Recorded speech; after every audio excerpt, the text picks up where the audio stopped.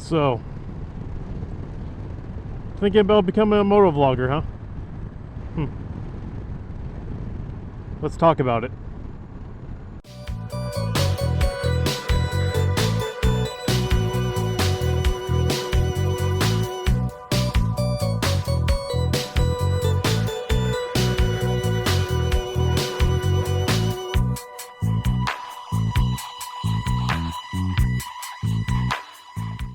Ahoy there, everybody! Captain Granite back again, and we've got a little topic here to discuss a little bit about some stuff and things, and yeah, we're going to talk about motovlogging.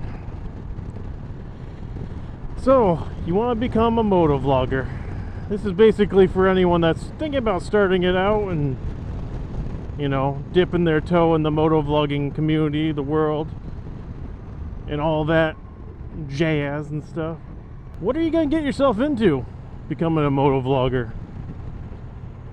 I've been doing this for just about 6 years now. I feel like I've done enough that I can actually touch on this a little bit.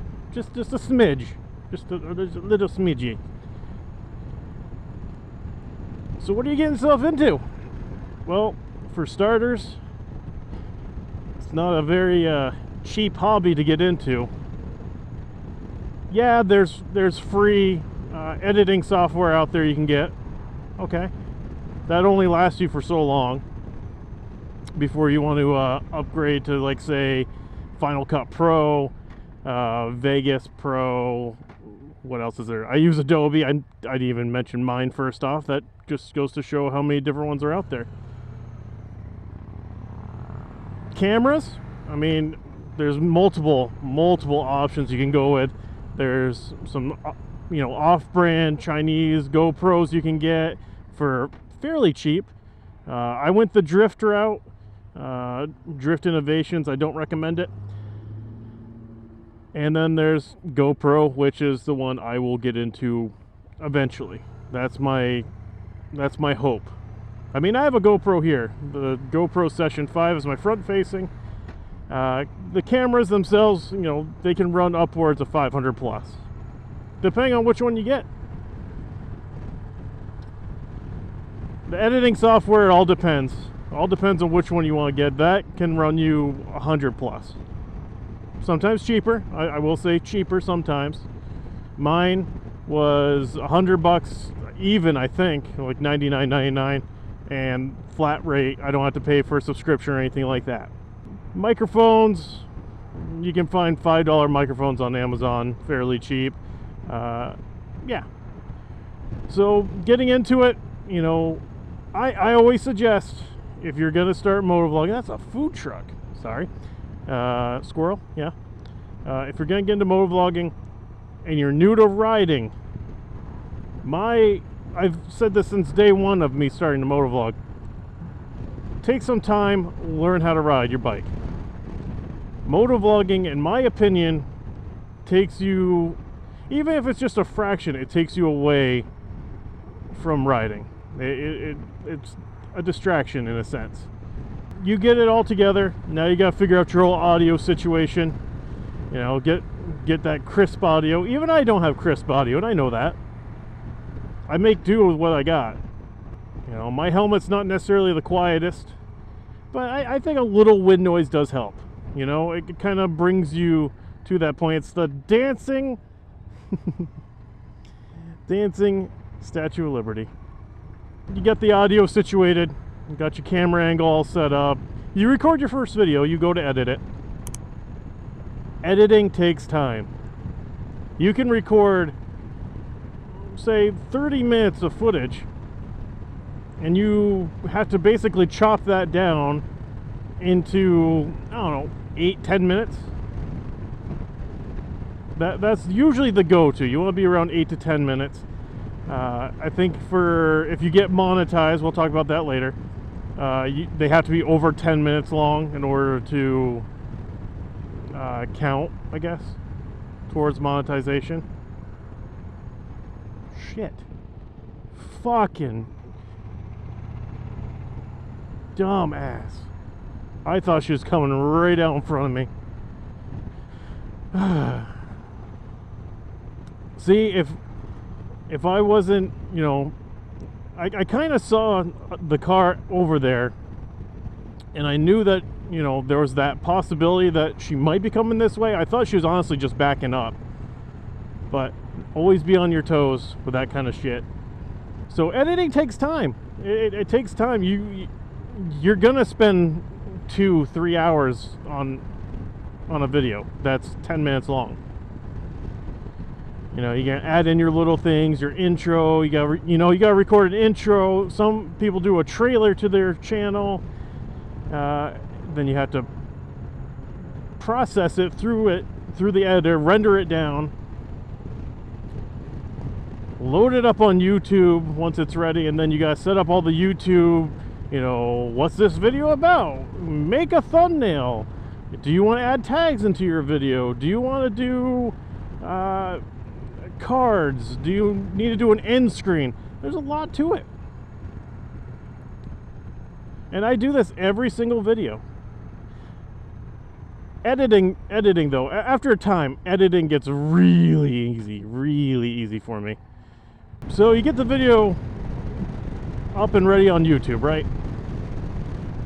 Before you hit that make it public, know what you're signing up for. What do I mean by that? So you're making this video go public. Now it could be whatever, you know, whatever the video is about. It could be about your bike, it could be about your life. Know that you're opening this video to the world. It has the possibility of reaching millions of people. And if that happens, congratulations. You know, if you have a video go viral, hot diggity dog, that's gonna make your life a bit a little easy, I think, when it comes to becoming monetized and whatnot. If you have a video go viral, there's a good chance, you know, that's gonna bring some subscribers, definitely some views. I mean, if it goes viral, you're getting views. You have to know, you know, you are opening your life up to the world. And there's not very nice people out in this world. I hate to break it to you. There are people that just love to troll and tear people down and rip them apart for even the littlest things. And I've been there. I've had death threats against me. I've had death threats against my family. I've had people attack how I look. It is absolutely crazy the amount of hate that you can get just from opening yourself up to videos. Even this one will probably get some hate.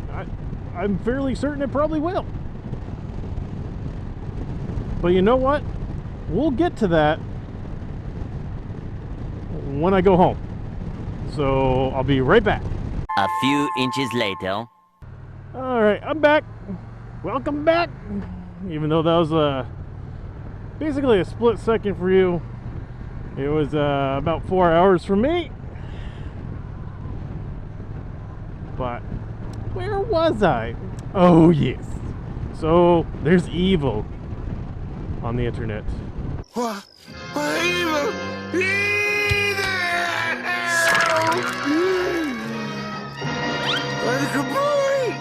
Lots of evil. Be prepared for that. The trolls come in droves. But the one thing I will say is the motovlogging community is a friendly, nice one when you meet the right people. Very welcoming, very warm. Literally, you can look back at a lot of my most recent videos, see the people in the comments. There's a lot of good, like a lot of good people around that are always willing to show some love and support.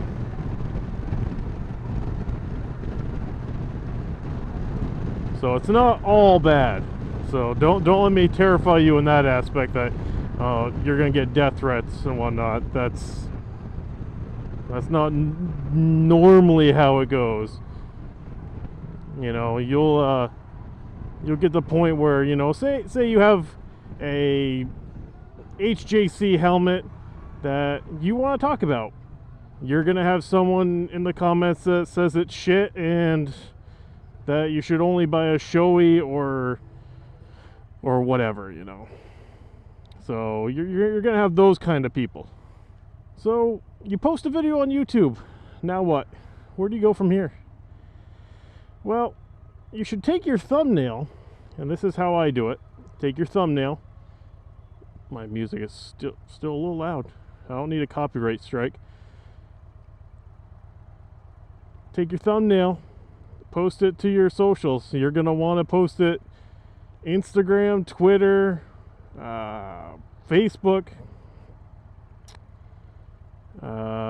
If you're into TikTok, that's a big one right now, is TikTok.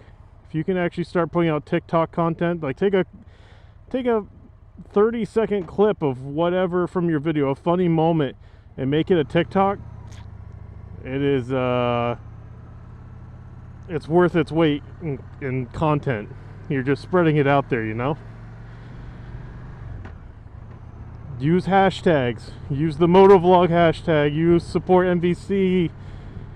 Use the make and model of your bike, your helmet, your camera. Just throw it all out there in the hashtags. Spread that out so it reaches as many people as you can that are looking for that specific content. Now, a wise wizard once told me, when you put out videos, you want to do videos that pertain to new people coming into your channel, and also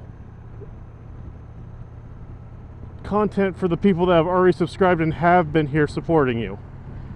You want to have that fresh balance. And he's a very wise wizard. I trust him completely. You get your video up there, you post it to all your socials, you do everything that I just said. What do you do from here? You know, I check regularly, okay? I check the comments, and it is very, very important that when you're first starting out, I mean, even now, I answer every comment, but show that you have seen it and respond to it, even if it's one word like LOL, emojis. I mean, I don't do that normally. I will say, I will go back to their comment and I'll respond to it, like legit. I'll respond to it. So yeah, make sure you respond to all your comments. Show the love back. You're getting support, show support back. That is very, very critical. You get back what you put in. Let's put it in that aspect. You oh Jesus, that made me pucker a little. I don't know what that was, but they dropped something in there. You've gotten this far. You've checked your comments. You respond to your comments. There's going to be something on that YouTube channel that is going to drive you mad. And I think everyone falls down this rabbit hole, and it's definitely a normal thing. At least from everyone that I've talked to, and that has a channel and content and everything like that, it's very much a normal thing. Is you're going to be staring at that frickin' subscriber numbers, and it's going to drive you nuts. You're going to be watching it like a hawk. You're going to get to the point where you go up 4 or 5, you lose 3 or 6. It's how YouTube works. I can sit here and tell you, don't watch it. Just, you know, focus on the short-term goals. You hit that 100 subscribers, you get your custom URL. Use that to your advantage. You're going to want to have your custom URL fit your channel. So like mine, youtube.com/Captain Granite. That's mine. You can't have it.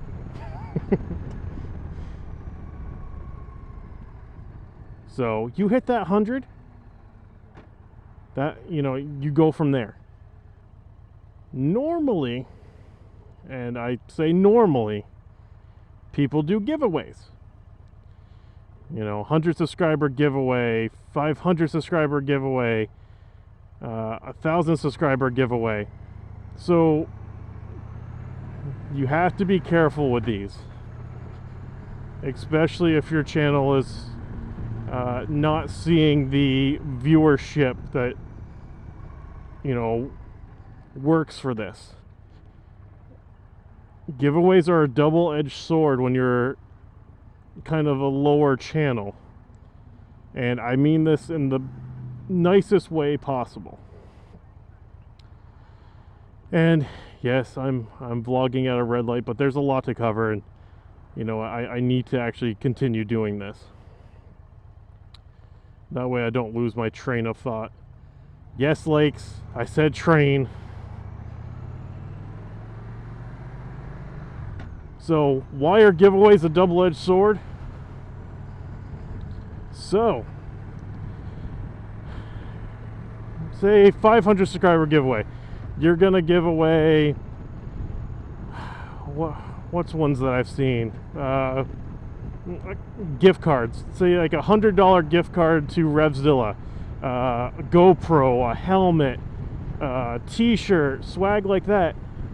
You know, that's great. That will bring a lot of traction to your channel.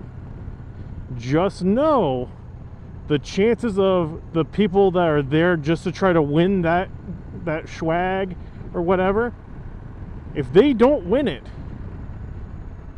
there's a fair chance they're gone. They don't win, they're gone.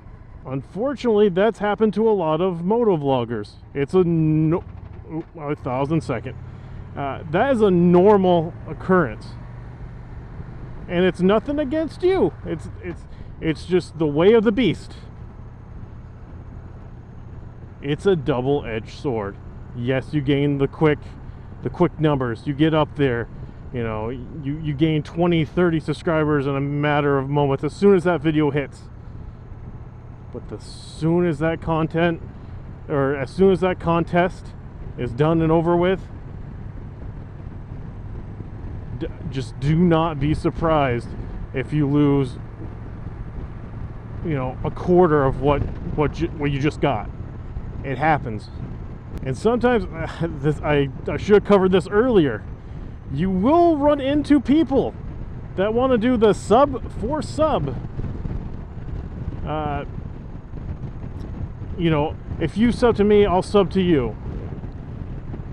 Just know that doesn't help you.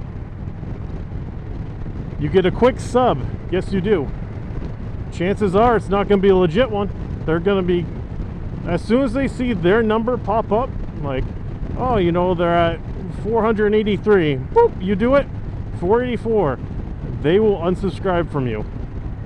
And that happens all the time. That is one of the biggest rabbit holes you can fall down, is the sub for sub people.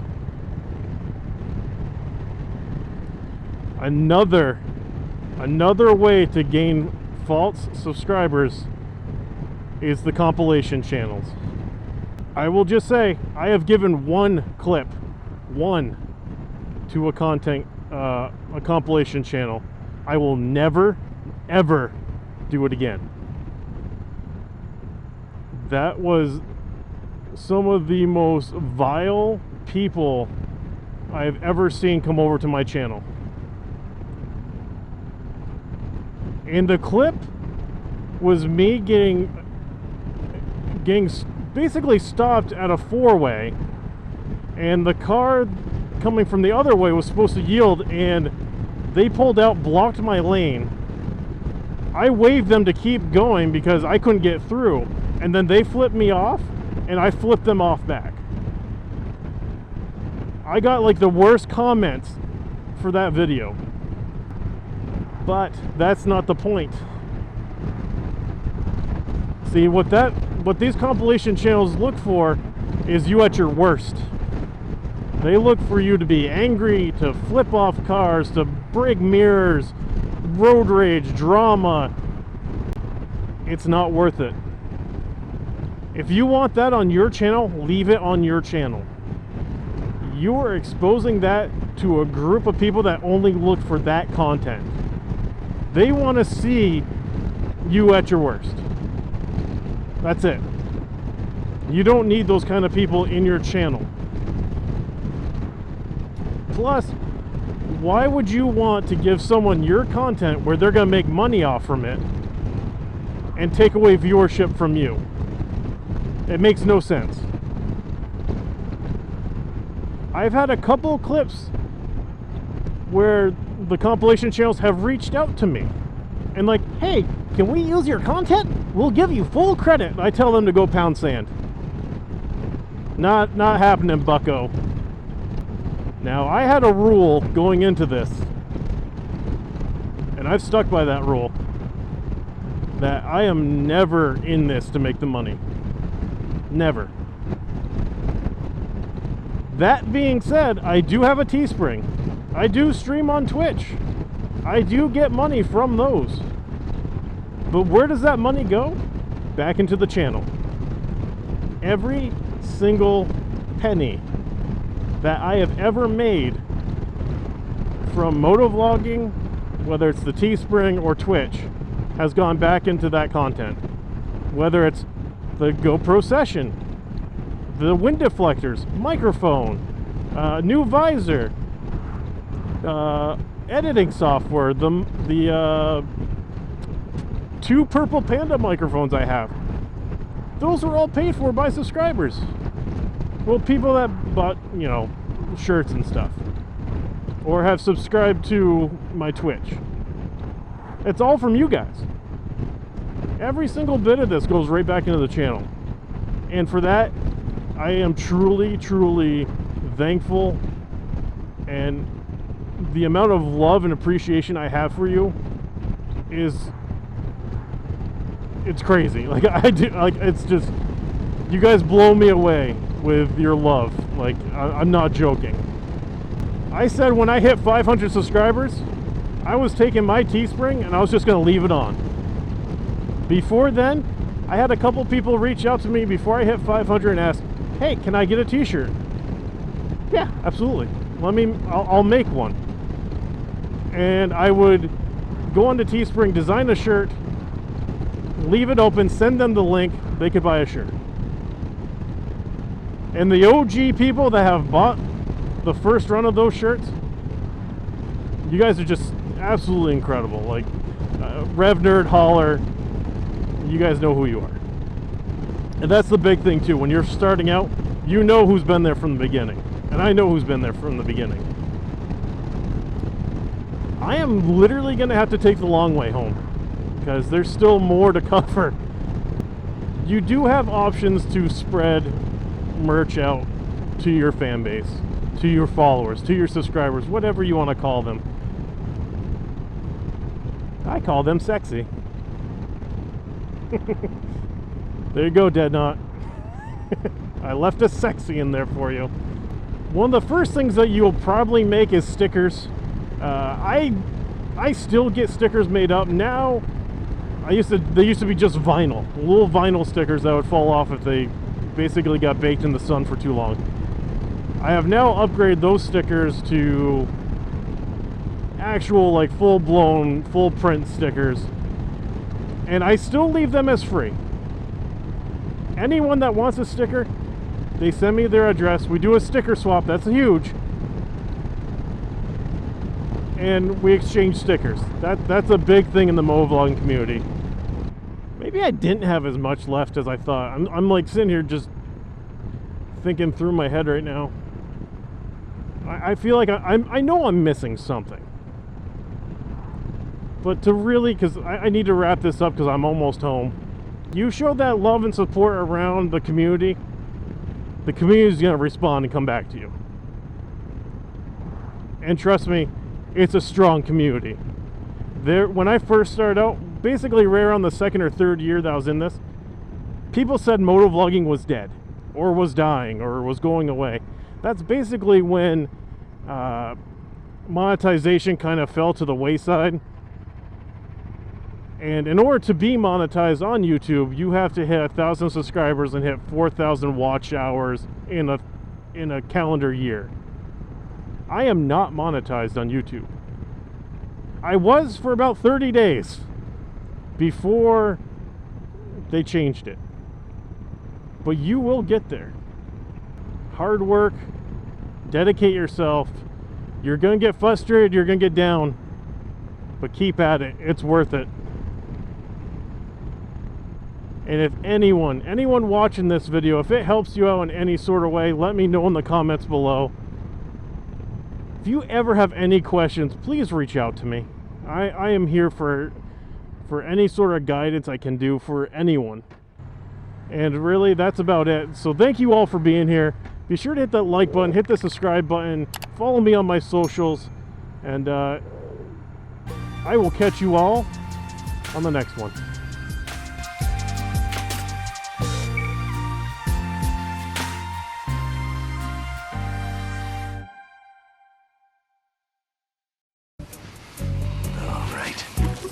And after it's all over, you say, "Oh, what a lovely tea party."